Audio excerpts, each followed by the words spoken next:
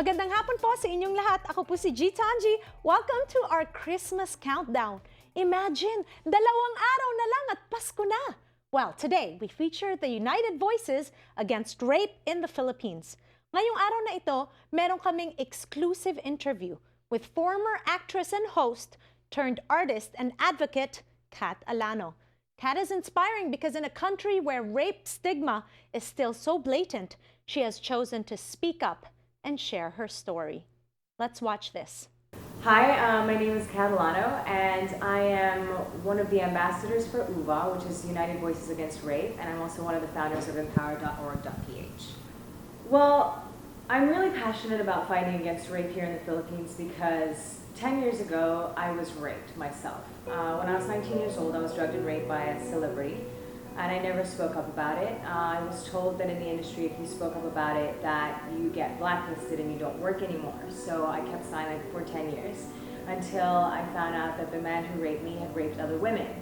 And they went public, so I came public to support them and tell them, hey, this has happened to me as well. And what happened to me was intense public backlash.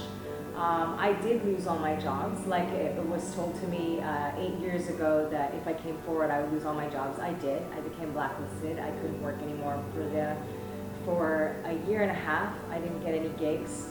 For an industry that I've been in since I was 18 years old, it's very difficult, you know, and to kind of have that reality come to life that if I spoke about something that was true and that needed to be dealt with, and I finally had the guts to come up and speak about it, you know, to be bashed publicly and to be told I was a liar and a whore and to just be really exposed to the rape culture that we have in the Philippines made me feel like something really needed to be done. There is a big problem with rape here in the Philippines because for one, we don't even talk about sex education. Our sex education is so basic, and if you don't teach kids the difference between consensual sex and rape, how are they really going to know the difference? They have the media. I mean, we say we're conservative and we don't talk about sex and oh, it's taboo, but it's being shown on TV, it's in teleseries, it's in movies. We're allowing for American media and, you know, all over the world to be shown here, which have sexual connotations, but we're not teaching kids, oh, but if you do this, this is rape. And oh, if you do this, this can be considered sexual abuse. We're not telling anybody that. Plus the fact that until 1997, our laws stated that rape was a crime against chastity. So you could be, it could be proven against you if you've been sexually active before that, you know, they could say you hadn't been raped because you were already sexually active. Parang ganon. The only reason that I can speak up about rape in this country after I was raped is because I grew up in another country where I was taught by my British mother, if you get raped, you should speak up about it. And you know, it's not as simple as that. There's a lot of shame attached to it. There's a lot of dealing with it. You have 20 years to file a rape case because it's a heinous crime. So you have time and it accommodates for your trauma. But our system isn't built that way, you know, and people aren't being educated about it. And that's why, you know, I spoke about it because I feel like here, because of the lack of education, there are a lot of people, there are millions of people in our country who have been raped that don't even know a lot of the time that they've been raped. Like until I came forward, some people didn't even know what had happened to them. And they wrote to me and said, oh, I was raped pala.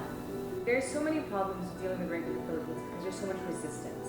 For one, people don't want to look at rape at all. Like, they don't want to talk about it. It's taboo. Ay, hindi nangyayari yan. Ay, hindi, wala yan, wag mo pag-usapan yan. Nakakahiya. You know, so we have this hiya, shame thing, so nobody's talking about it. And that's the main problem, is that if actually people started to talk about it openly, like how they talk about sex with their buddies, you know, oh, pare, meron akong babae kagabi, blah, blah, blah. You know, if women started talking about, man, I was raped a month ago, and this guy just did this thing to me, blah, blah, blah, there would probably be 10 people around them that would say, I know someone who was raped, or I was raped too, or I was sexually abused. Because it's so common here. There's a rape reported, I think, once every 30 minutes. And that's only 10% of all of rapes, because only 10% is reported ever. So that's, you know, inaccurate statistics. So how many people are there in our country who have been raped? And sexual abuse and incest are rampant in our country, okay? People don't want to talk about it because it's in their homes. And it's always the shame factor of, ay, pamilya natin yan, nakakahiya yan sa iba, huwag mo na sabihin sa iba sa labas. You know, and we are allowing, you know, even if we said rape culture doesn't exist, fine, you know, people say it's a feminist thing, fine. But our culture in itself allows for rape to be perpetuated and normalized, which is what defines rape culture, right?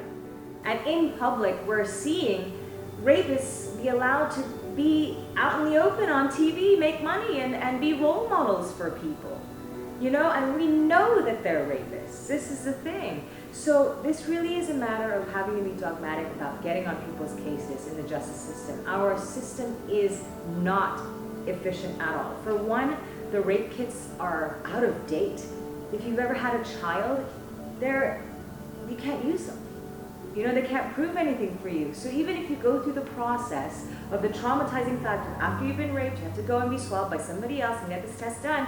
If you've ever had a kid or anything, it's not going to help you anyway. There's just more trauma. Our processes are too long and drawn out for victims to be able to be effective witnesses for rapists.